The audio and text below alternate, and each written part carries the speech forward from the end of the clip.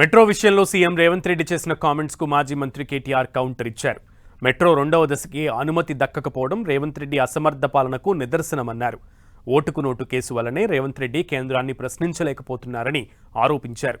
తెలంగాణ ప్రయోజనాల కోసం ప్రధానిని ప్రశ్నించలేని అసమర్థుడు రేవంత్ రెడ్డి అని, ప్రధానిని ప్రశ్నించలేకనే ప్రతిపక్షంపై నిందలు వేసే నీచ ప్రయత్నం చేస్తున్నారంటూ తీవ్రస్థాయిలో విరుచుకుపడ్డారు.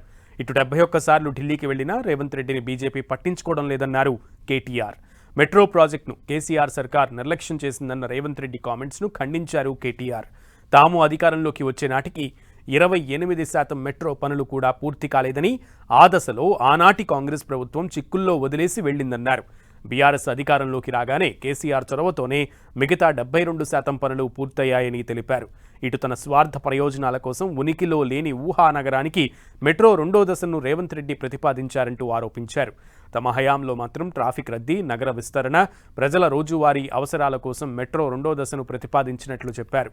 ఇక ఇటు సీఎం రేవంత్ రెడ్డి ఎల్ఎన్టీ సంస్థను బెదిరించి ఆస్తులు కొల్లగొట్టే కుట్ర చేశారని ఆరోపించారు కేటీఆర్.